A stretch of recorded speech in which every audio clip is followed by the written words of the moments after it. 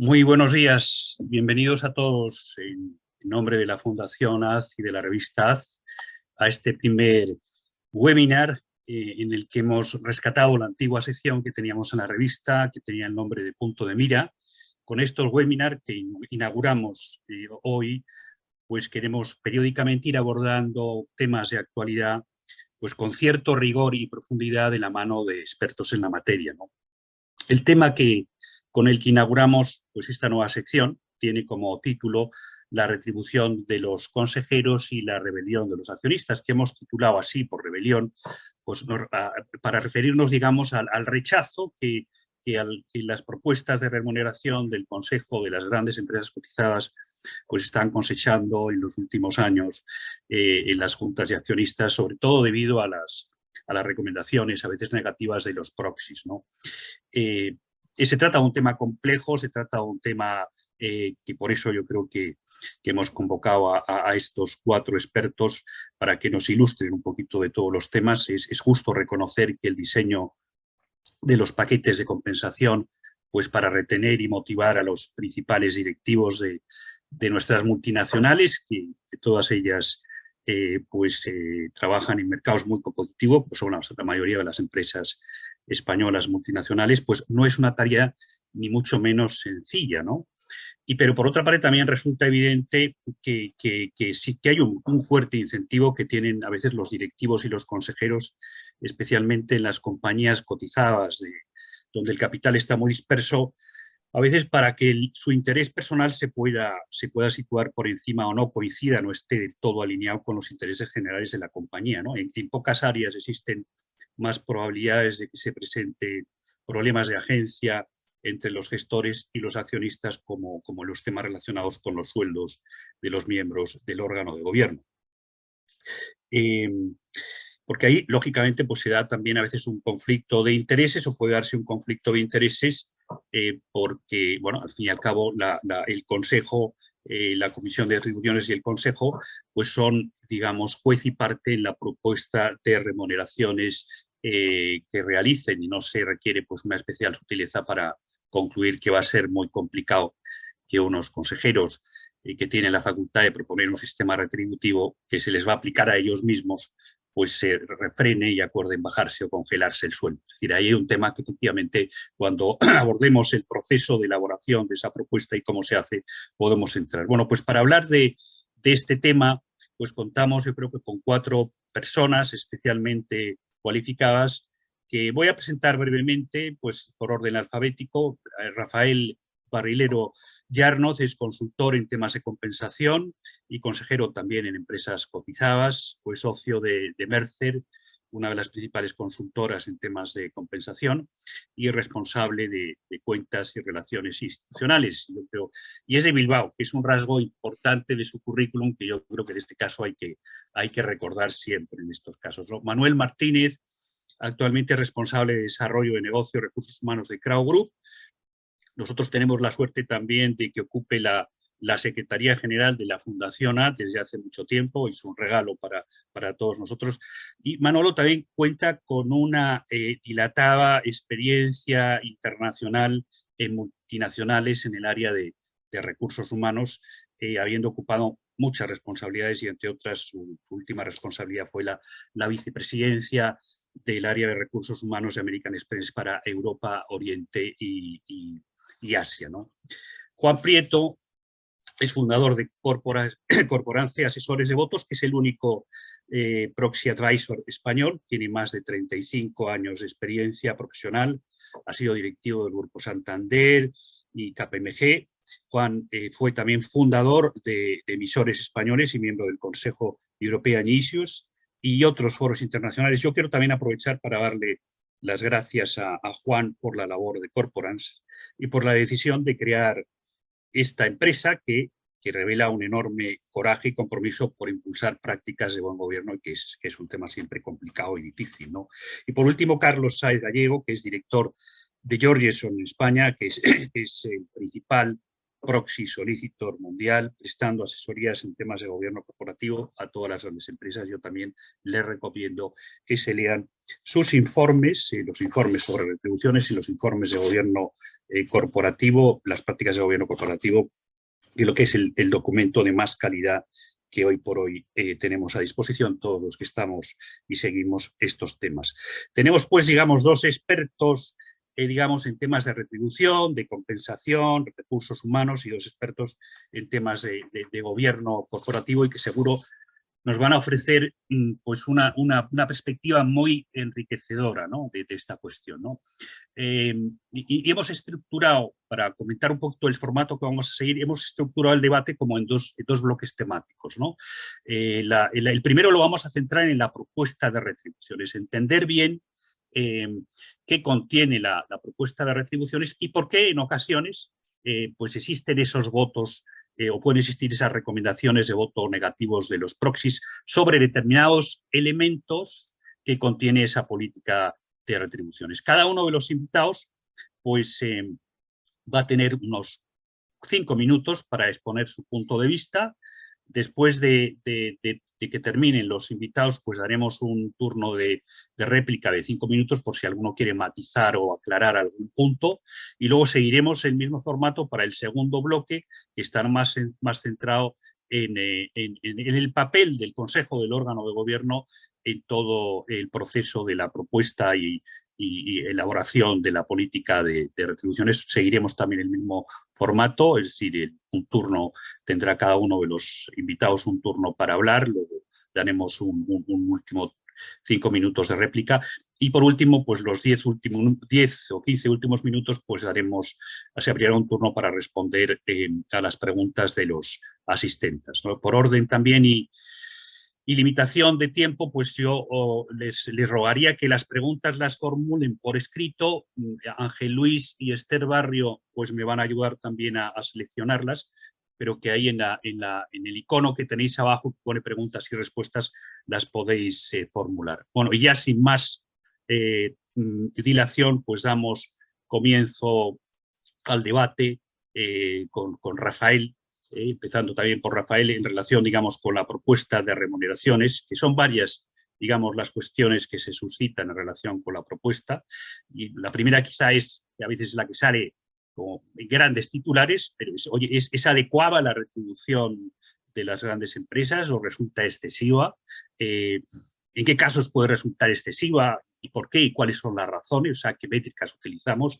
¿Cuáles son las principales recomendaciones también, pues, que en relación con los componentes del paquete retributivo, pues el fijo, el variable, el bonus, la pensión, las indemnizaciones, cuáles son los temas, qué métricas se utilizan, que a veces es para calcularla, y luego si esas métricas que se utilizan pues son adecuadas, la propuesta de retribuciones es clara, es transparente, a veces son documentos muy complicados y difíciles de entender para los que somos profanos. Entonces, cuando quieras, Rafael, puedes comenzar. Muy bien, muchas gracias, Javier. Buenos días a todos. Y enhorabuena por esta iniciativa y las iniciativas que tiene la Fundación AZ en la transparencia de todos los temas importantes que afectan a la empresa en cuanto a transparencia de estados financieros, y ahora en este tema de las retribuciones también aportar información que pueda clarificar en qué momento nos encontramos. Cuando nos planteamos esto, lo primero que nos planteamos es decir, ¿se está pagando de más? ¿Se está pagando en la compañía española, en las entidades españolas de más? Yo, focalizándome un poco en lo que era la retribución, que puede ser a veces más llamativa, que puede ser la de las entidades financieras, en un estudio que me ha facilitado Willis Towers Watson, que es uno de los principales proveedores de información de mercado en las grandes entidades financieras europeas, que hace una comparativa global en todo el mundo, sale un poco cuál es la situación de España respecto de sus competidores en el mundo. No estamos pagando en España en exceso, estamos pagando en una zona templada, sí, además vamos diferenciando en cuanto es por volumen de activos o por volumen de negocio en el país. Por ejemplo, somos de los países que está en la parte baja. ¿Quiénes salen en la parte más alta? Pues lógicamente salen esos países que tienen culturas retributivas más individualistas, culturas más de premiar al líder, culturas más distintas a las colectivistas que tenemos en Europa, ¿no? Y ahí tenemos a países como Estados Unidos, a países como Suiza, Alemania, Francia están por delante nuestro en la manera de pagar, que son países que también, si tenemos en cuenta esas maneras de hacer y de pagar más colectivistas, tienen lo que llamamos en remuneración esas curvas de regresión. ¿Cómo se incrementa la retribución conforme se incrementa la responsabilidad? Pues unas curvas mucho más planas, son mucho más estables. Los niveles bajos y los niveles altos mantienen una progresión moderada, como si dijéramos. Bueno, pues incluso países como Alemania, Francia, pagan mejor que nosotros, ¿no? Entonces, y además, si vemos un poquito cómo se construye esa retribución, la retribución fija nuestra es más moderada todavía. Nosotros, ¿dónde ganamos esa competitividad? La estamos ganando en la retribución variable. Y ahí sí que hay que acercarse a lo que nos pide el regulador y que esa regulación que ha venido siendo más intensa desde que aquellos momentos de la crisis financiera y cómo surgió un poquito esa manera de hacer la retribución o cómo era la retribución tan ligada a la consecución de objetivos, lo que sí nos ha dicho el regulador es: especifíqueme usted muy bien lo que está pagando. ¿Cuáles son esos objetivos que usted tiene marcados para la compañía?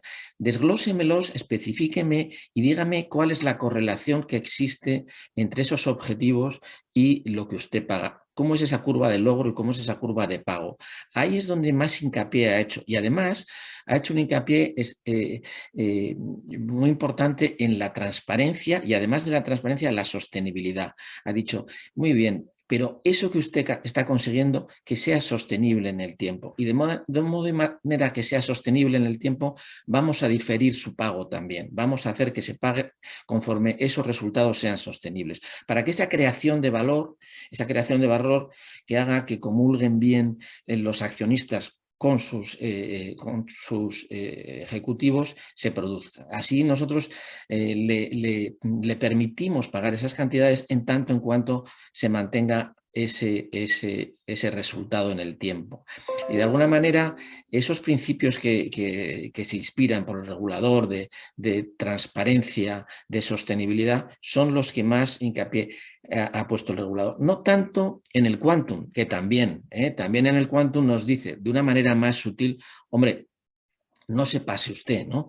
Pague conforme pagan sus pares, ¿no? Las compañías comparables o que sean asimilables a las características de su compañía, ¿no? Y ahí se crearon toda la suerte de los peer group que nos están diciendo que nosotros podemos pagar como pagan esas otras compañías, y no es necesario tampoco, y no nos están marcando como obligatorio ese peer group, ¿no? Aunque sea recomendable, nos están diciendo que paguemos como paga el mercado, y hay muchos proveedores de información de mercado que nos permiten saber si estamos alineados o no con el mercado. Y otra de las curiosas cosas que nos pasan en el mercado español es que nosotros estamos ganando esa competitividad, como decía, con arreglo al variable, lo cual quiere decir que de alguna manera estamos respetando ese cómo. Nos están diciendo que podemos de alguna manera pagar siempre y cuando consigamos resultados. Es verdad que tampoco es el variable el que era, hay que pedir autorizaciones a las juntas para pagar un variable mejor, porque de alguna manera, bueno, pues todo esto quedó regulado para que no se produjeran resultados extraordinarios en base a actuaciones extraordinarias para poder conseguir mejores bonos. Todo está más regulado, pero como digo, sobre todo en el cómo y en el quantum, en España estamos pagando de una manera adecuada a mercado internacional. Y sí, quizá hay algún aspecto como el tema de los planes de pensiones, que en España devienen de una etapa en la que eran planes de prestación definida, en el cual quizá nos alejemos un poquito del cómo, porque el cómo ahí no está tan ligado a un resultado y es algo que se va acumulando de una manera menos correlativa, aunque sí es verdad que también los proxies ahí están haciendo un buen trabajo en tratar de conseguir que exista alguna correlación con esa consecución de resultado también para los planes de pensiones. Por lo tanto, en ese trabajo también, que es ahora nuestros colegas y panelistas explicarán mejor, de seguimiento de ese cómo los proxies están haciendo un trabajo importante. Por lo tanto, yo no sería alarmista. Nuestras compañías son compañías que hacen muy bien su negocio y son bancos que están compitiendo en un mercado internacional y compañías que están compitiendo en un mercado internacional muy difícil, lo hacen bien y hacen bien esa necesaria remuneración que tiene que ser lo suficientemente competitiva. Hace poco me comentaba un headhunter, y con esto termino, que era algo que estaba empezando a pasar en España, que había una reputación como de excesiva control en los salarios altos. Incluso ahora hace poco se hablaba y se escuchaba algún político hablar de topar esos salarios. Se hablaba también de que se está incrementando de manera excesiva la tributación de esos salarios altos y que de alguna manera el coste de la vida, o sea, el atractivo de nuestro país en un momento en el que el talento es cada vez menor, tenemos que tener en cuenta que para competir hay que competir en igualdad de condiciones y nosotros tenemos que respetar todas las condiciones, tanto en el cómo como en el cuánto, para competir en el mercado internacional. Nada más, muchas gracias. Bueno, creo que por turno me corresponde a mí ahora, como soy Manuel Martínez. Buenos días a todos. Y me gustaría dar mi input sobre este tema como profesional de recursos humanos, como mencionabas también anteriormente, donde el quantum no tiene que ser un problema si está bien definido y delimitado dentro de una estrategia de compensación para los niveles ejecutivos basada en métricas y transparentes para todos los grupos de interés. Ahora bien, desde mi punto de vista también, donde hay trabajo por hacer es en el cómo se ha llegado a esa propuesta de compensación. Es decir, si se ha garantizado una total transparencia en la definición de la misma, de los objetivos, con métricas entendibles y aceptadas por...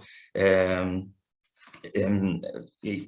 los objetivos con métricas entendibles y aceptadas para la evaluación de los mismos y que sean comparables con referencias en el mercado, con aquellas corporaciones similares en complejidad en negocio, y así conseguir que estos paquetes de retribución sean suficientemente atractivos para ser capaces de atraer y retener el mejor talento en estas posiciones necesarias para el éxito de la corporación. Está claro que esa rebelión que hacía mención Javier de los accionistas y la no buena reputación dentro de la comunidad en general viene provocada por diversas razones.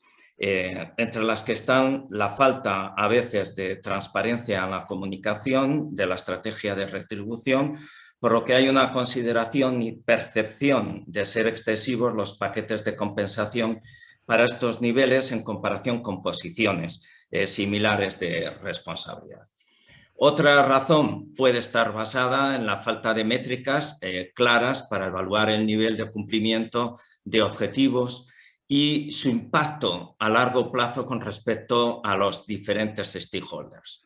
A título de ejemplo, así decisiones que claramente afectan a los accionistas y sin que se suele hacer una valoración de impacto en el largo plazo, como es la pérdida de talento con motivo de reestructuraciones de plantilla, sin haber una coherente evaluación de riesgo e impacto que esto tiene en la sostenibilidad de negocio. Lo mismo podríamos decir con respecto a decisiones con impacto en los clientes, que es el otro stakeholder, como por ejemplo evaluar y medir de qué forma impacta en su satisfacción y fidelización en el largo plazo aquellas decisiones con un enfoque demasiado financiero. A veces, como ha sido mover algunos servicios al cliente a la utilización de tecnología, además de reducir significativamente oficinas y centros de atención presencial, etc.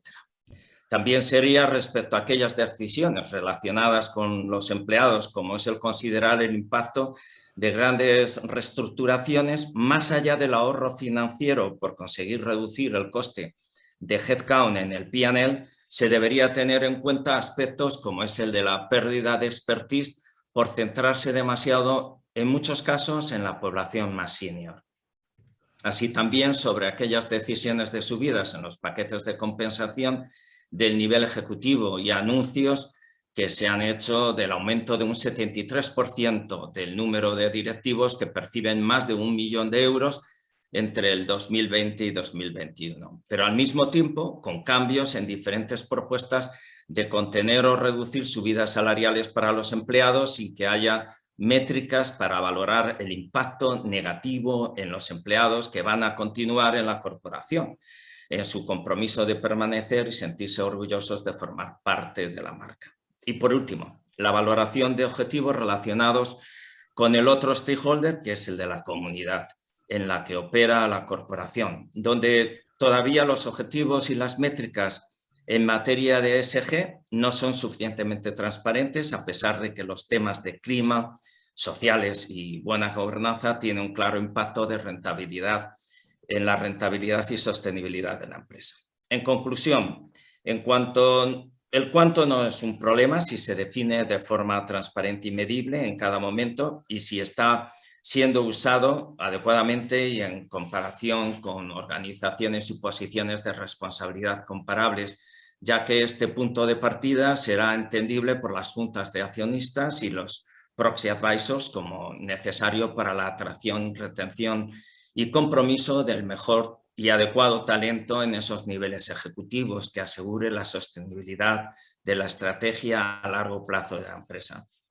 Quizás la eliminación de pagos extraordinarios, la contención y revisión de las retribuciones fijas y las aportaciones a planes de pensiones, la reducción de variables cortoplacistas como los bonos, el mejorar la compensación a largo plazo que supongan la valoración del performance y del éxito de los objetivos alcanzados por los niveles ejecutivos en un mayor plazo, de 3 o más años, a través de planes de acciones o de stock options, en base a la consecución de claros criterios financieros y no financieros alineados con la estrategia a largo plazo, con claros pesos y métricas en los stakeholders mencionados, críticos para el éxito de la sostenibilidad de la corporación. Sin duda, todo este tipo de pasos estoy seguro que irán facilitando una mejora en la percepción y en el apoyo del accionariado en las juntas donde se discuta este capítulo de forma transparente y entendible para ellos.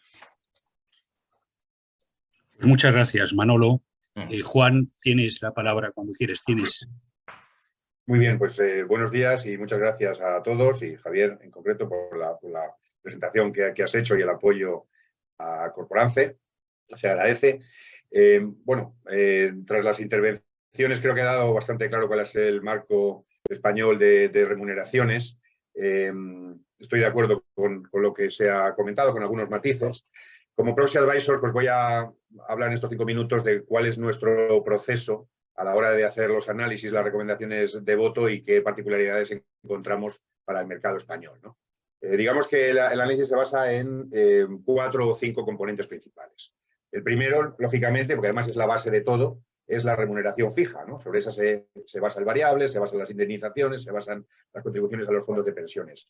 Yo creo que aunque en general las empresas españolas están bien, están en la media con sus comparables europeos, existe una serie de compañías ubicadas arriba de la lista, ¿no? Multinacionales españolas, con amplio free float, con un gran peso de los inversores extranjeros, que sí que cuando analizamos la remuneración fija se encuentra por encima de la media. Nosotros utilizamos 2 bases de comparables, el GICS que se utiliza, que es una métrica global, y hacemos un análisis propio. Nosotros pertenecemos a una red de proxy advisors europeos que compiten con los 2 grandes americanos, y analizamos un análisis de cada uno de los países y de cada una de las compañías. Lo ponemos en común y sacamos unas métricas. Y hay una serie de compañías, media docena de compañías, se encuentran claramente por encima de los comparables a nivel europeo. Ocurre que muchas veces estas compañías son asesoradas por consultores. A veces esos consultores son los propios proxy advisors que tienen divisiones que asesoran a las compañías, lo cual es un conflicto de intereses. Entonces, hay una disparidad entre los peer groups, ¿no? Los pares comparables, que se utilizan, por ejemplo, para la medición de los objetivos. O sea, tú te pones en un grupo de comparables de tu entorno, por ejemplo, europeos, a la hora de medir si tu TSR, ¿no? El retorno al accionista total, la evolución de la acción, etcétera, son comparables a tus pares. Pero a la hora de fijar las remuneraciones, te metes en un grupo global que te dan estas multinacionales, donde están sobre todo las compañías americanas y, francamente, ya muchas de las compañías españolas, aunque han sido líderes en sus sectores, con la expansión en Latinoamérica, ya no están ahí. O sea, si tú comparas volúmenes, capitalización, etcétera, por no hablar del sistema de remuneraciones, pues creo que cuando comparas estás en un percentil mucho más bajo, y eso aparece en los informes, no en todos, no todos son tan transparentes, pero creo que sí, que no, o sea, que las grandes compañías españolas no están en la liga en la que se comparan y sus remuneraciones son excesivas, empezando por la base, ¿no? Y además se da una particularidad que creo que es importante señalar, y es que con esto de la separación de funciones, y no es un tema de remuneración, pero es un tema de cultura, ¿no? Del presidente ejecutivo, que son presidentes que no quieren dejar la silla, o sea, por presión del Banco Central, en el caso de los bancos, por presión de los inversores, pues se produce que un presidente nombra a un consejero delegado, pero sin dejar la presidencia del órgano de control, y por tanto se produce una duplicidad. O sea que cuando intentas comparar al primer ejecutivo, en España te encuentras a dos, que muchas veces ganan casi lo mismo. Uno de ellos ya siempre, o sea, algo por encima del nivel, pero si suma ya los dos, pues creo que estamos fuera en ese sentido. Bueno, eso por la parte de la renta fija. Por la parte de la renta variable estamos en línea con los típicos comparables. Hay dos partes de renta variable, la parte del bonus, que es el bonus anual, entre 100 y 150 máximo, según para los bancos se permite hasta el 200%, según el Banco Central Europeo, y los incentivos de largo plazo, que como muy bien se ha dicho, pues intenta que sea transparente, que haya cláusulas de malus y clawback, ¿no? De reembolso y recuperación, que haya una parte en efectivo y otra parte en acciones, que se difiera en el tiempo, por supuesto, y sobre todo que haya métricas muy claras y muy medibles, como se ha comentado. Efectivamente, planes de pensiones, eso es una eso es aquí por la tradición, ya se ha explicado, nosotros nos cuesta y ponemos un límite del 30%, pero las prácticas en otros países están mucho más bajas que ahí, y tenemos una tradición de aportar mucho, lo cual es a más. Y por último, las indemnizaciones. Muchas veces las indemnizaciones por despido, pues también, y vemos años sorpresas de 20, 30 millones que se pagan de repente. Bueno, pues eso son unas bolsas muy grandes, ¿no? Y bueno, pues al final sumas todo eso, ves el total y lo vuelves a comparar con las medias, que a veces tienen una distribución distinta de los pares europeos, ¿no? Para dejarlo ahí, pues últimamente también hemos introducido el famoso CEO Pay Ratio, ¿no? La relación, el ratio entre lo que cobra ese primer ejecutivo, si se identifica, y la mediana de la plantilla, porque eso es un indicador bastante importante, y en estos tiempos también pues hay que seguirlo, y bueno, ahí estamos, ahí. Se sigue el mismo patrón. La media, pero en la alta quizás estamos un poco por encima. De momento lo dejo ahí con esta foto, ¿vale? Muchas gracias, Juan. Pues Carlos, cierras tú este primer bloque, si te parece. Muy bien, pues nada, buenos días a todos, y lo primero de todo, Javier, agradecerte la invitación a este interesante panel. Bueno, yo os voy a dar un overview de lo que ha pasado en la temporada de juntas 2022, que puede ser una avanzadilla de lo que se espera en la temporada de juntas 2023, que recién está empezando. Bueno, yo creo que no hay ninguna duda de que los temas retributivos pues, están dentro del podium en el número 1 en cuanto a nivel de importancia. Incluso han desplazado los temas de estructura y composición del Consejo de Administración en los últimos años, sobre todo a raíz de la crisis del COVID-19.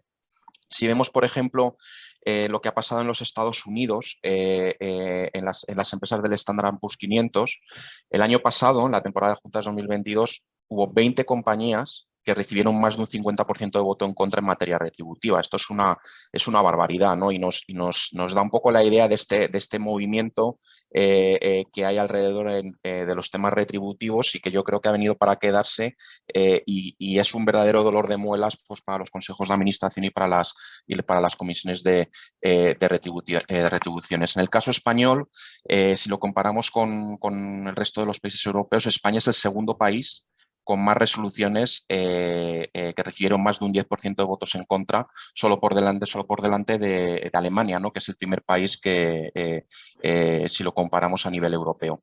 En cuanto a las recomendaciones de los proxy advisors, tanto ISS como Glass Lewis el año pasado, el 35% de las resoluciones relativas a política retributiva recibieron una recomendación en contra.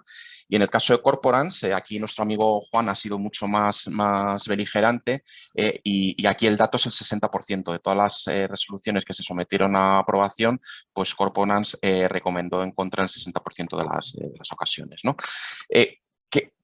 Yo creo que Georgeson tiene una posición privilegiada porque al final hablamos con los inversores en el contexto de las juntas de accionistas que manejamos y tenemos una visión de primera mano de qué cosas le gustan y qué cosas no le gustan. Entonces voy a hacer un pequeño resumen de qué cosas les gustan a los inversores cuando analizan los modelos retributivos y qué cosas sí que les gustan, ¿no?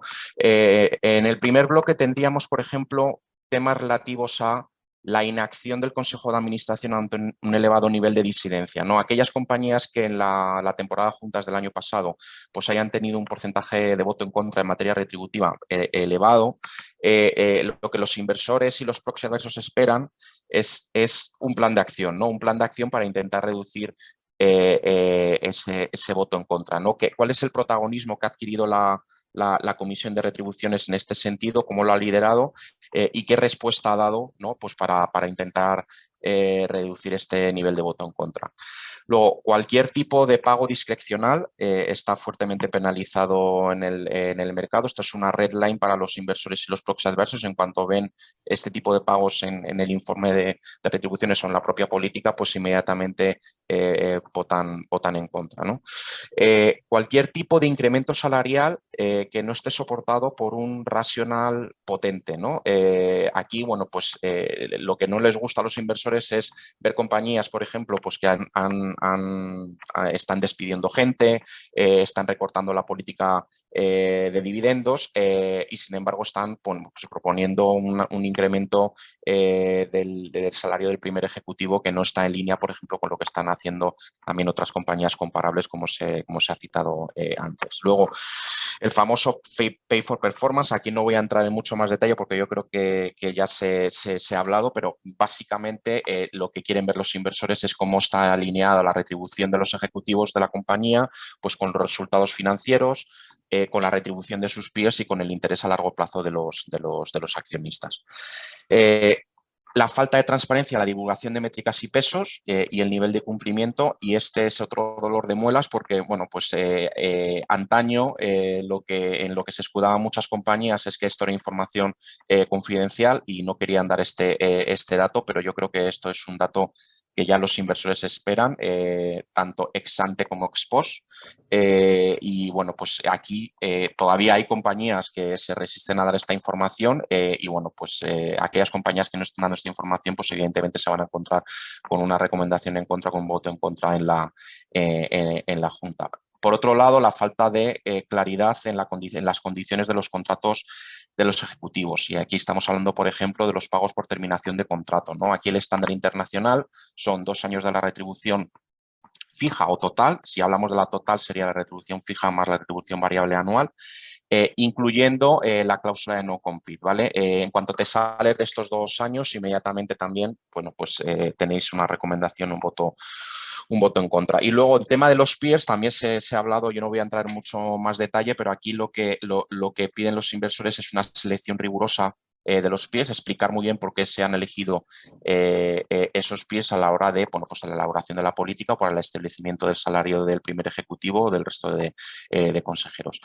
¿Cuáles son los aspectos que sí gustan a los inversores? Bueno, uno, el formato libre. Yo creo que cada vez estamos viendo más compañías que están reportando los ámbitos retributivos utilizando el formato libre, pues porque te da mucha más flexibilidad, te permite explicar muy bien la casuística de la compañía y no el modelo encorsetado de la CNMV. Por otro lado, la selección de los comparables de una manera rigurosa y sobre todo bien explicada. La explicación detallada del benchmark retributivo, ¿vale? No solo vale con decir la compañía ha hecho un benchmark y el salario del primer ejecutivo está en comparación con la mediana. No, hay que explicar con detalle cómo se ha hecho el benchmark y el análisis en profundidad llevado a cabo, ¿no? El detalle de los asesores contratados para la elaboración de la política del informe. Esto, bueno, pues aunque parezca mentira, es verdad, cada vez más los inversores están preguntando si se ha recurrido a un asesoramiento externo pues para cualquier tema retributivo. El porcentaje de aportación a los planes de pensiones de los consejeros ejecutivos que esté en línea con el resto de la plantilla. Esto es un tema que viene de UK y que, bueno, pues estamos viendo cada vez más los inversores están empezando a demandar este tipo de información. Y bueno, y luego, por otro lado, que la diversidad de métricas, no solo en los planes de incentivos a corto plazo, sino sobre todo en los incentivos a largo plazo, y que al menos una de las métricas sea relacionada con los temas ESG.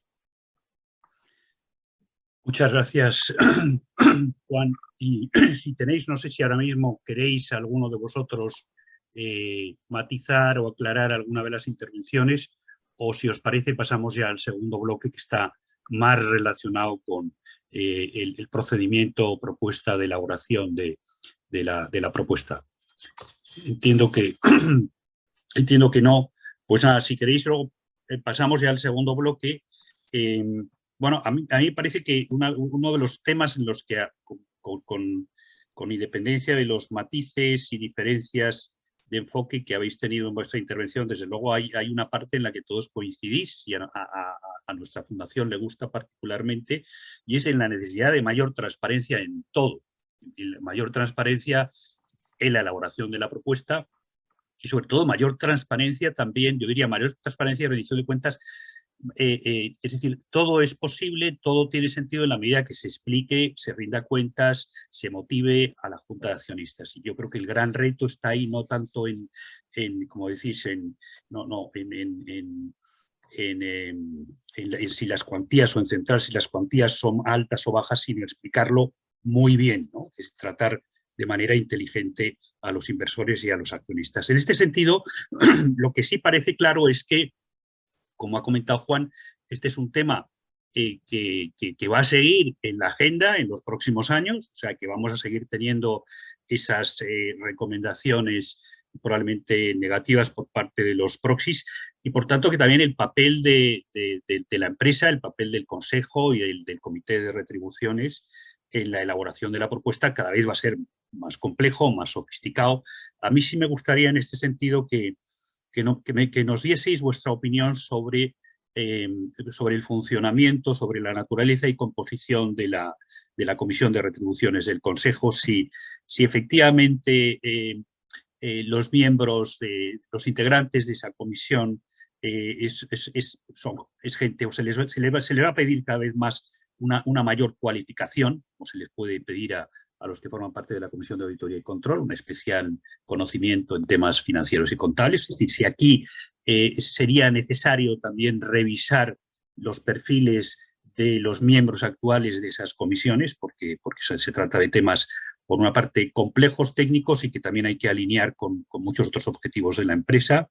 Si realmente a veces se puede hablar de independientes, porque claro, antes hablábamos de conflictos de intereses y a mí me resulta a veces difícil pensar que un consejero independiente que tiene una retribución de casi $500,000 de euros, ya sé que se da eso en pocas empresas, su opinión sobre este tema vaya a ser independiente. O sea, el tema de la propia retribución, en qué medida se puede perder ese carácter independiente por la retribución que recibe el consejero o por los años también que lleva en la empresa. Y luego el otro tema que también has comentado, Juan, y yo creo que es muy importante, es decir, al final de lo que se trata es de ver, también de medir cuál es la diligencia de esas comisiones, de ese consejo a la hora de ser receptivos a las recomendaciones tanto de los proxy advisors como de los proxy solicitors de los inversores. Y yo no sé si podéis dar también una opinión de si os parece que en general los consejos, nuestros consejos de administración de las grandes empresas son consejos en ese sentido diligentes, proactivos más que proactivos, en todos estos temas. Si queréis podemos empezar por Rafael, si te parece, y seguimos el mismo orden. Bueno, yo aquí diría que en todo esto se evoluciona, pero yo me acuerdo que el gran Big Bang se produjo un poco con la crisis financiera, cuando las compañías, los valores de las compañías caían en picados y los ejecutivos seguían cobrando unos bonos altos porque venían del ejercicio anterior, ¿no?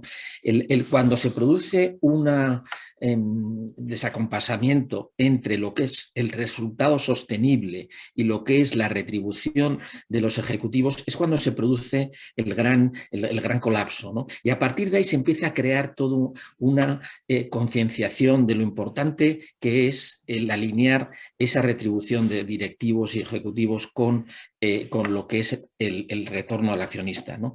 En todo ese camino ha habido una manera de sensibilizar a los consejos de administración en algo que no estaban en absoluto sensibilizados, porque los consejos de administración estaban formados por gente eminente, gente con unos backgrounds, unas carreras profesionales extraordinarias, pero sin una formación en esa manera de entender la compensación. La compensación en sí misma tenía que ir ligada, como estamos viendo, a toda una suerte de cuestiones que son fundamentales y muy sensibles para el accionista. Pero quienes estaban formando parte de esas comisiones de retribuciones, pues de alguna manera habían estado mucho más vinculados a la estrategia de la compañía, a sus conocimientos del sector, probablemente, a ser personas de reputación incuestionable, pero no tenían un conocimiento de cómo hacer este tipo que tampoco es una ciencia que puedas decir que es muy difícil, pero que había que poner el acento porque se estaba produciendo ese desacompasamiento, esa diferencia entre el accionista y el ejecutivo. Y por lo tanto yo creo que esa ha sido la evolución. Habéis dicho cosas muy importantes aquí. A mí me parece que la información de mercado es crítica para saber que estamos haciendo las cosas, la transparencia es crítica para saber que realmente estamos detrás de unos objetivos que son los objetivos que van a crear valor, el diferimiento es crítico para que sea sostenible.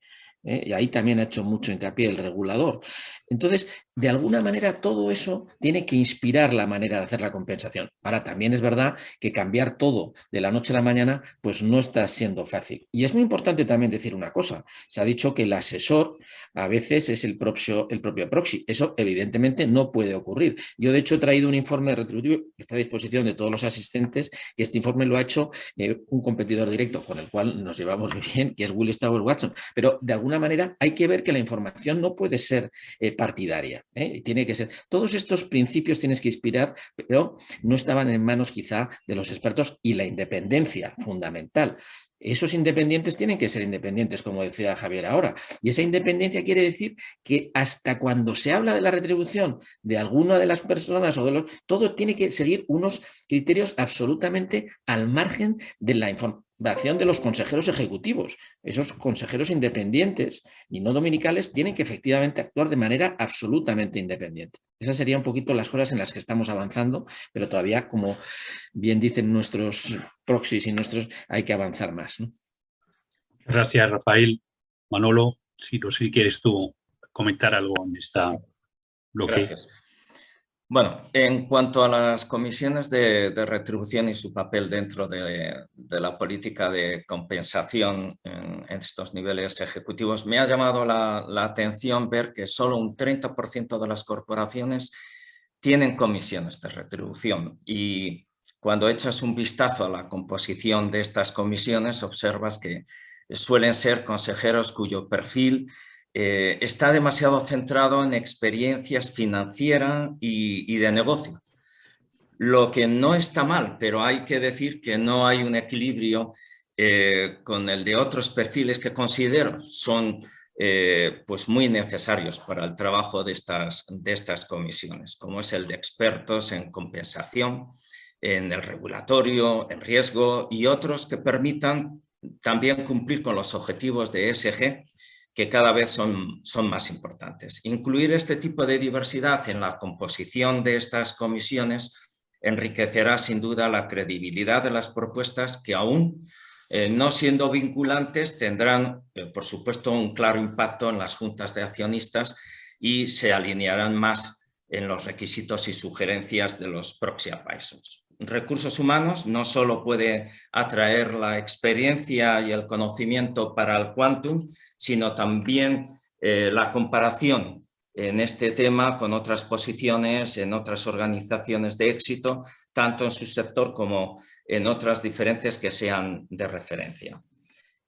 Pueden ayudar en la definición también de un equilibrio del paquete total de compensación en el corto y largo plazos, que sea adecuadamente atractivo en el mercado para atraer y retener el mejor talento para la organización en cada momento. Estos consejos no ejecutivos en las comisiones de retribución deberían ser, estos consejeros, perdón, deberían ser en esencia independientes, es decir, no estar vinculados con el equipo de gestión de la corporación ni tampoco con los grupos accionariales de control. El número de consejeros independientes en las comisiones de retribución todavía tiene también oportunidad de mejora, ya que es muy bajo en este momento. Además, en aras de garantizar también la independencia de estos consejeros, será muy importante revisar y asegurar que no se les vincule con altos paquetes de compensación, como se ha dicho, en fijo y variable, ya que puede poner en duda su independencia por su vinculación a través de una alta retribución y que puede suponer, en algunos casos, ser el mayor ingreso percibido por el consejero. Expertos en recursos humanos y compensación, como miembros de estas comisiones, pueden traer las referencias de compensación de mercado para las posiciones ejecutivas, así como las métricas a usar en la valoración de los mismos. Es preocupante el momento actual de la reputación y efectividad de estas comisiones, ya que considerar que en un 40% de las corporaciones hay más de 10% de votos en contra de las propuestas hechas, esta ratio es muy alta y se puede mejorar con algunas medidas de las mencionadas arriba. En resumen, podrían ser incluir profesionales de recursos humanos y compensación y beneficios en estas comisiones, inclusión de otros profesionales como son de Risk Management y expertos en temas de la agenda ESG, y revisión, reducción de en algunos casos de los esquemas de compensación de los consejeros independientes, miembros de estas comisiones de retribución que puedan poner en duda su esencia, que es al final la de su independencia. Nada. Gracias, Manolo. Juan. Sí. Mi intervención anterior se refería sobre todo a las remuneraciones ejecutivas, ¿no? No he mencionado, se ha hecho ahora y se ha explicado muy bien, la de la remuneración no ejecutiva, que es completamente diferente y muy importante, ¿no? para el funcionamiento del Consejo, de las comisiones y del gobierno corporativo de la sociedad en general. Esto se resume en no incentivos, prácticamente fijo, puede haber una parte variable, o sea, no variable, no, una parte en acciones, se pueden entregar a los consejeros acciones y que las mantengan hasta el final de su mandato, pero no deben de tener ningún incentivo de resultados, ¿no? Simplemente, muy importante la cualificación, ahora lo veremos, y el nivel de remuneración. Yo creo que aquí está la clave, ¿no? Como ha explicado antes Javier, es muy difícil justificar pues, independencia de consejeros por encima de €500.000 de euros. Entonces, la guía técnica de la CNMV, que a mí me parece un buen documento al respecto, pues habla de varios pilares, uno en cuanto a lo que tienen que tener los consejeros no ejecutivos. Uno de ellos es el escepticismo, ¿verdad? No deben ir demasiado alineados con la compañía, y eso sucede a veces, ¿no? Que los consejeros no ejecutivos a veces hasta se ponen al frente de la manifestación, al frente del roadshow, son los primeros en ir con la compañía a demostrar, y yo creo que tienen que tener una actitud un poquito más pasiva, un poquito más escéptica, como enseña la CNMV, y ser más bien defensivos, ¿no? Y abiertos a las reclamaciones de los inversores más que ir a por ellos. Así, además, bajarían su dedicación y podrían justificar unos salarios más razonables, ¿no? Lo que las compañías que argumentan cuando les dices, oye, pues ¿cómo tienes un consejero coordinador que gana 700.000 euros, ¿no? O 4 consejeros que ganan 500.000. Bueno, es que tienen una gran dedicación, es que son personas, es verdad, y no lo podemos negar, no cuestionamos que se merezcan esas remuneraciones, pero claro, al final se convierten en ejecutivos, en consejeros ejecutivos a orden de la empresa por las razones que Manuel ha explicado muy bien y no vamos a repetir. Entonces, ¿cuáles son factores importantes, ¿no? Decimos, Conocimiento. Decía Carlos antes que los inversores están demandando cada vez más transparencia, ¿no? Y es verdad y es necesaria. Para nosotros como proxy advisors, la pesadilla más grande es la política de remuneraciones o el informe de remuneraciones. O sea, tiene un detalle, o sea, cada vez se están complicando más y ya hay voces que dicen ir un poco a la simplificación de los informes, porque es que te lleva días y a veces no, el ejercicio de transparencia, perdón, es excesivo y no sabes encontrar o determinados factores se camuflan o se esconden y es muy fácil esconder datos en un informe de cientos de páginas, ¿verdad? Entonces, yo creo que debería haber un poco más de claridad y simplificación en el tema de las remuneraciones. Y eso va también con otro de los pilares, que es la cualificación. O sea, como se ha mencionado también, el presidente de la Comisión de Remuneraciones debería ser un experto de recursos humanos, porque esta es la complejidad, también presionada por los inversores y la normativa de la estructura de los planes de remuneraciones, que hay que ser un verdadero conocedor de la materia. Otra de las cosas que es importante que haga la Comisión, la Comisión de Retribuciones es, bueno, nombramientos y retribuciones, que muchas veces están unidas, ¿no?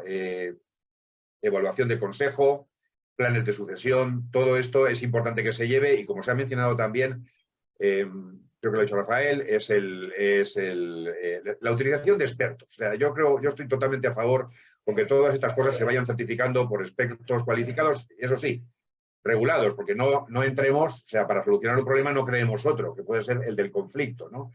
Los que hacen la evaluación no pueden ser los mismos que han hecho el proceso de selección, por ejemplo, pero creo que hay suficientes consultores y expertos en el mercado como para que cada área sea certificada. Y ese tema, pues igual que se hizo en su día con la auditoría, que está pendiente de regular también para nosotros, los proxy advisors, para las agencias de rating y para cualquier otro asesor, pues debe haber una regulación muy buena que dirima los conflictos de intereses y que establezca expertos para cada una de las áreas.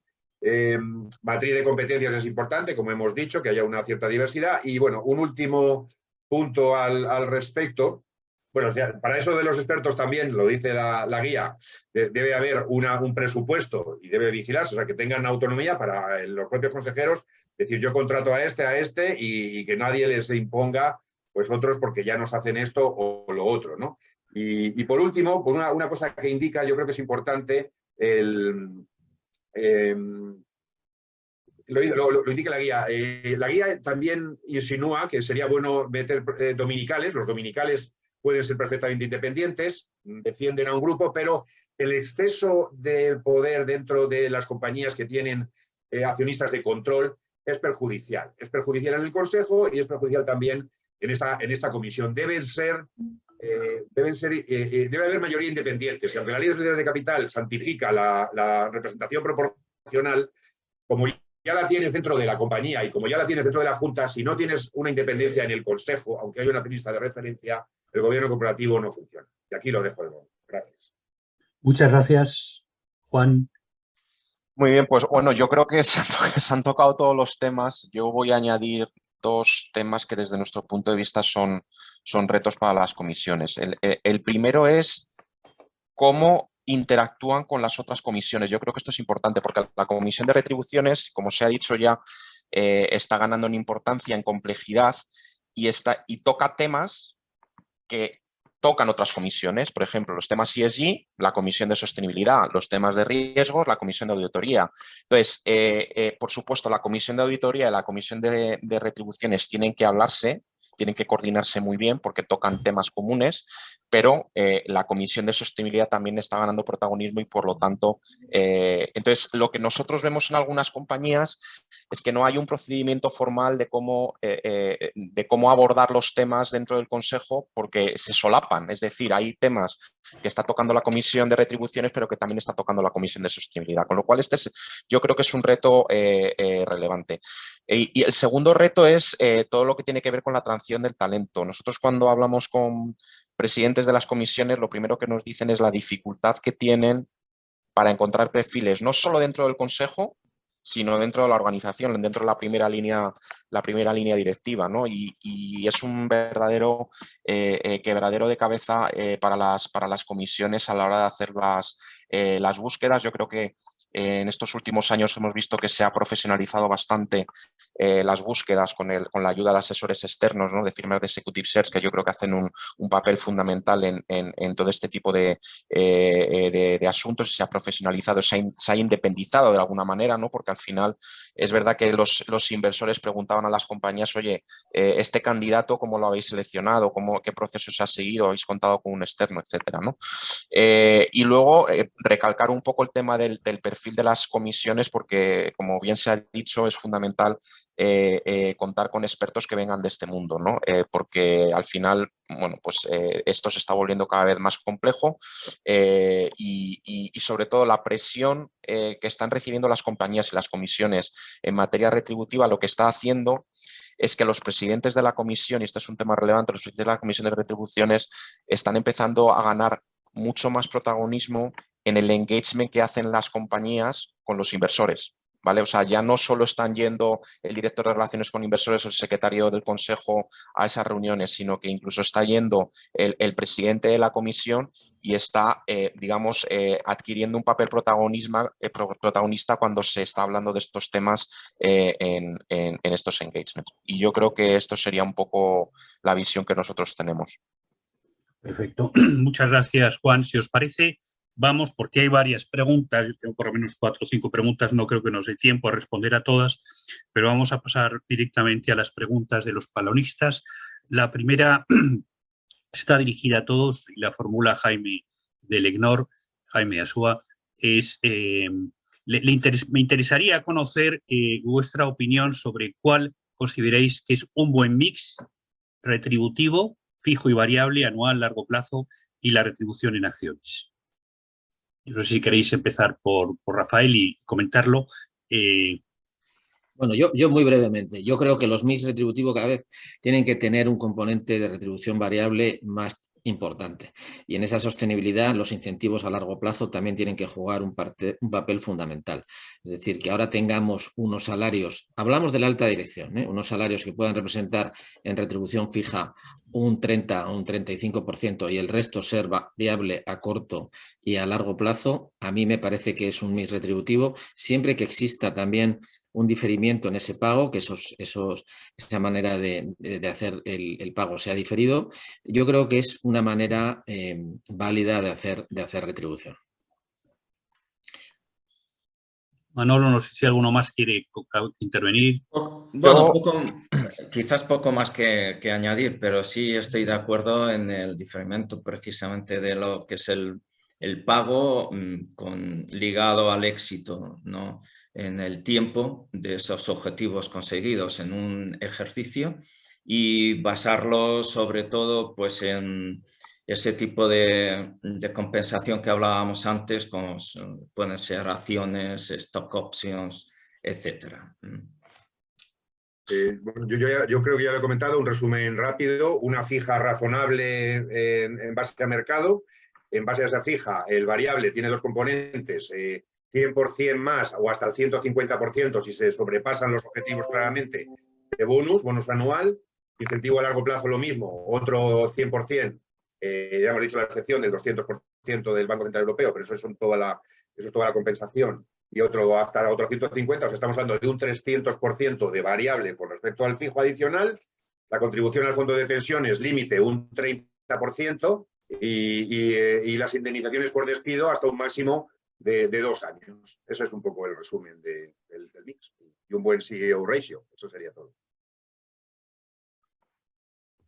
Carlos, no sé si tú quieres añadir algo. No, lo que decía Rafael, estoy totalmente de acuerdo. Pues en la retribución variable evidentemente tiene que pesar más que la fija, y dentro de la variable lo que nosotros estamos viendo es que los inversores lo que valoran positivamente es que el variable a largo plazo pese más que el variable a corto plazo, ¿no? Entonces es un poco. Y luego el tema del diferimiento, bueno, como sabéis, en España es una práctica poco habitual. Solo los bancos, por las exigencias del Banco Central Europeo, que les exigen a que se difiera el pago de la retribución variable, pero en nuestra experiencia cada vez, o sea, vemos pocas compañías que estén aplicando el diferimiento en el pago en la retribución a corto plazo, ¿no? Muy bien, Carlos, ya que tengo ahí, hay una pregunta que te formulan a ti, es si puedes comentarnos, cuando hablabas de ese formato libre, si cuántas empresas lo han utilizado durante el año 2022, si ha habido... Pues a ver, no vamos, yo tengo en la cabeza, pues hay 3 bancos que lo hacen, hay una empresa del sector de infraestructuras que también lo hace, otra del sector de infraestructuras de electricidad que también, real estate. A ver, digamos que es una tendencia cada vez mayor, porque los inversores es verdad que valoran muy positivamente el hecho de que la compañía utilice el formato libre porque permite explicar, yo creo que mucho mejor el modelo retributivo de la compañía.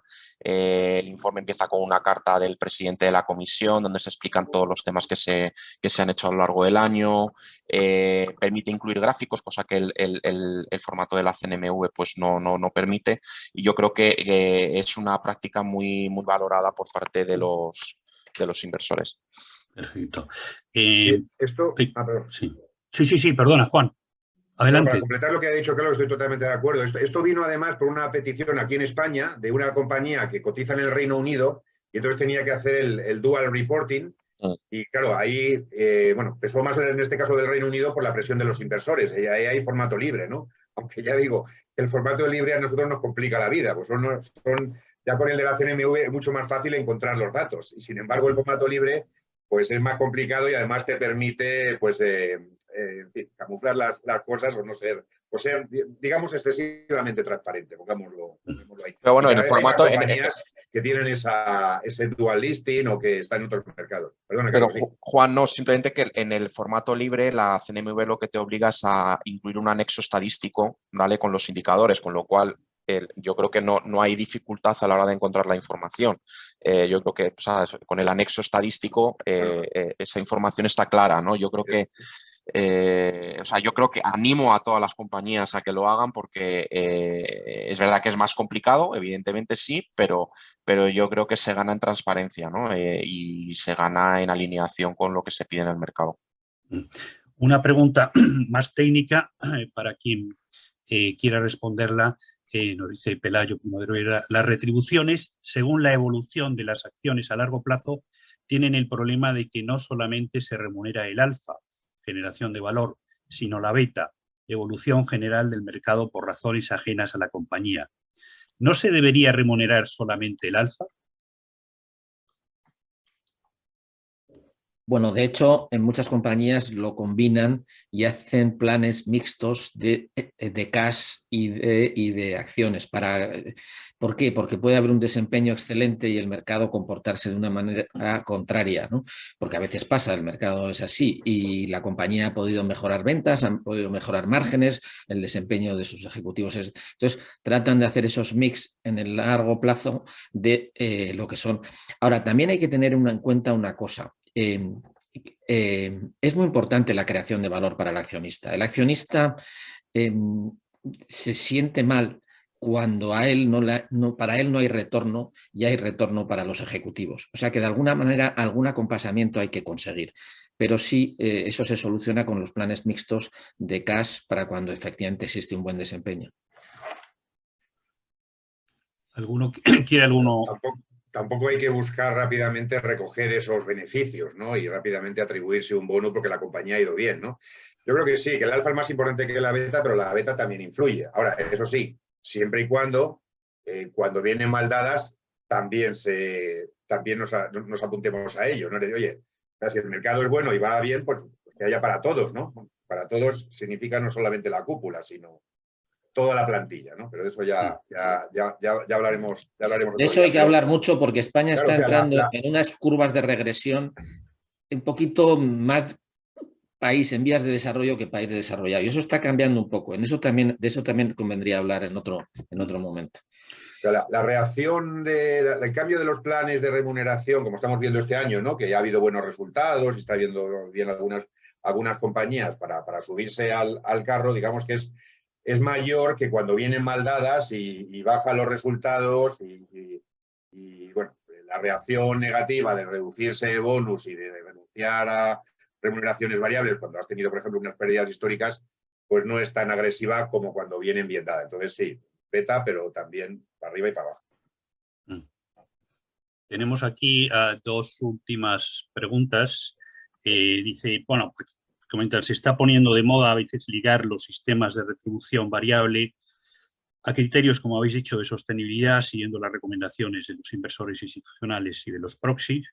Dice, llama sin embargo la atención que la mayoría de los criterios utilizados se refieran casi exclusivamente a temas medioambientales, como la reducción de emisiones, y se ignoren de manera recurrente mejoras que puedan afectar, por ejemplo, a los empleados, ¿no? Es decir, ¿por qué no se utilizan como métricas para el tema de retribución el mantenimiento del empleo, el mejoramiento del clima laboral, el grado de engagement? Es decir, resulta, se pregunta aquí algo chocante, que muchas de las subidas de las retribuciones de la alta dirección y consejeros en estos últimos años se hayan producido mientras se cometían fuertes reducciones de plantilla. ¿No es esto un contrasentido? Sí, sí lo es. Y yo, de hecho, en alguna lectura de memorias que he tenido, pues hablan de miles de casos, por ejemplo, de empleados que han salido, cuál ha sido el impacto en el P&L de la reducción de salarios y hablar de que se mantienen dentro de las X mejores empresas para trabajar. Es un contrasentido. Yo creo que por eso esos bonos plurianuales o ligados a largo plazo, de ver la consistencia y la sostenibilidad de acciones que se llevan en esta medida, ¿no? Con respecto a empleados, de ver sobre todo para los que se quedan dentro de la organización, cómo se quedan, con qué estado de ánimo, de qué forma tienen el engagement que se necesita. Y si en esas salidas masivas de gente, de talento, sobre todo talento senior, que es quizás en lo que se están enfocando muchas de las industrias, ¿no? Pues de qué forma está afectando también a la parte de negocio, ¿no? En el largo plazo, ¿no? Vemos que están tomando y que últimamente las noticias se retoman medidas en este sentido, pero bueno, pues quizás una medida a largo plazo de cuál es la efectividad de estas decisiones en cuanto a empleados, pues sería necesaria y que vaya ligado obviamente con métricas y con la compensación adecuada o no compensación. Un matiz en esto, bueno, un matiz no, una consideración. United Way en Estados Unidos, por ejemplo, promueve en la sostenibilidad dos factores para el empleado, que son la empleabilidad no solo para la propia compañía, sino que la gente se forme y esté preparada para el futuro, para trabajar en tu compañía o en donde sea, y la salud. Y hemos vivido una pandemia. Hay muchas cuestiones que van en relación, pero también hay que decir una cosa, la sostenibilidad, la primera sostenibilidad es la financiera. Sí. Porque si no, ni salud, ni empleabilidad, ni formación. Sí. Muy bien. Yo Daniel. Perdona, Sí. Javier, sí. No, perdona. Solo decir que estoy totalmente de acuerdo con esa intervención. Yo creo que no se justifica. Y bueno, aparte de la financiera, que es lo que lidera, y los planes de sostenibilidad y de acción climática que están introduciendo en las agendas entre los inversores y los asesores, yo creo que el siguiente punto es justamente ese, ¿no? La protección de los trabajadores, la salud durante la pandemia, el empleo actualmente, su nivel de recuperación, o sea, su nivel de remuneración y cómo afrontan esta crisis. No tiene sentido que haya entidades que se están ganando pues a costa de eso, de despedir masivamente a la plantilla o de prejubilar también masivamente, despreciando todo ese talento. Es algo que los inversores están viendo y que las compañías tienen que tener cuidado, y lo estamos introduciendo porque cada vez hay más factores sociales, digamos, y ambientales que están en la agenda. Sí, Daniel Gutiérrez pregunta, es una pregunta general para todos, es decir, ¿cómo puede afectar una mayor participación de los inversores institucionales, en general, bueno, yo diría de los accionistas, en los paquetes de retribución en comparación con el escenario actual? Yo, por extenderla, diría, ¿cómo se le podría dar una mayor participación a los accionistas en la decisión del sistema de retribución, del paquete retributivo a los consejeros y directivos? Ahora me parece que el voto es consultivo. ¿No tendría más sentido, por ejemplo, que fuese vinculante? ¿O cómo podría participar más los accionistas en este proceso de la decisión de remuneración?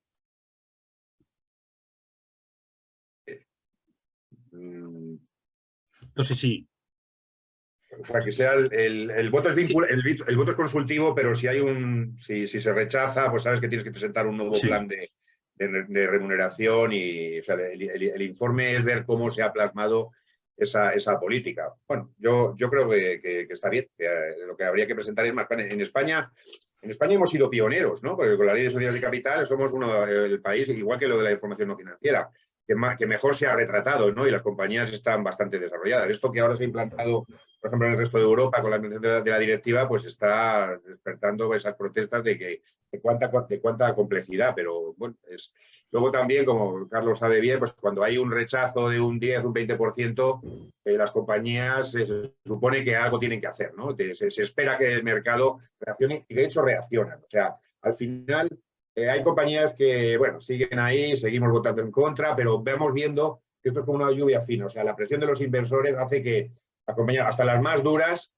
cambien sus procedimientos, sean más transparentes y vayan adoptando esas medidas. Así que seguiremos empujando. Y no sé si alguno quiere añadir alguna cosa más. Yo creo que lo han dicho antes los proxies y además ahí los proxies están jugando un papel fundamental y es establecer los planes de acción, ¿no?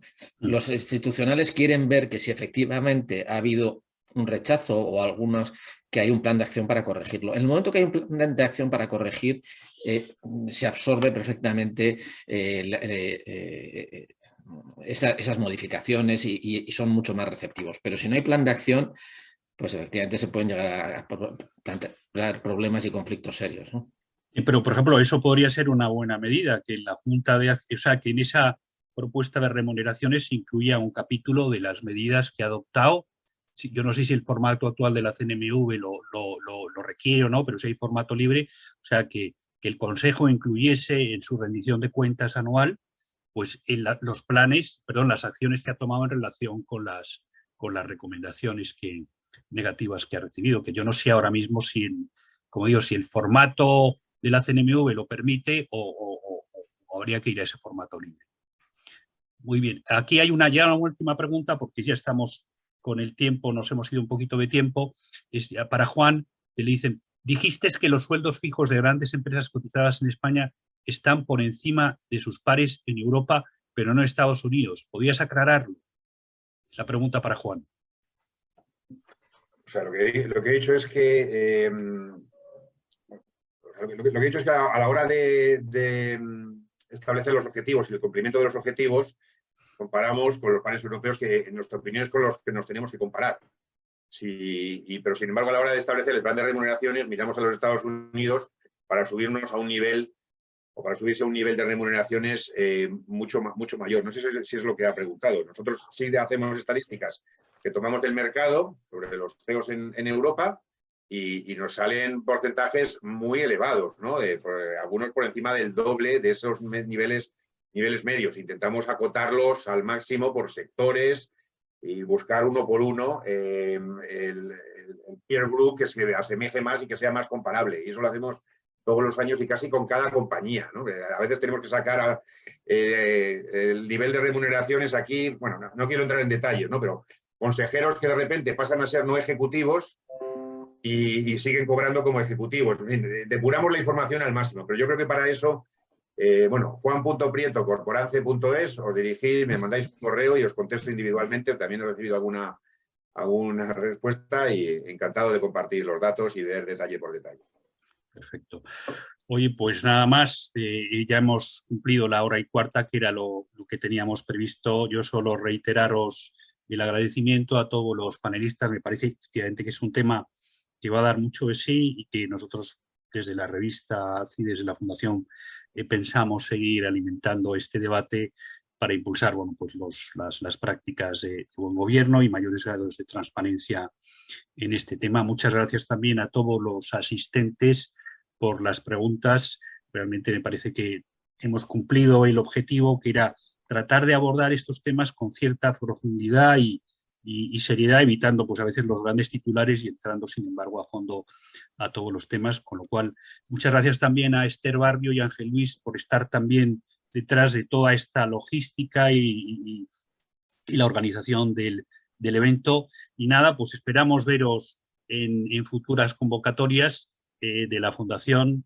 Muchas gracias a todos y que tengáis un buen día.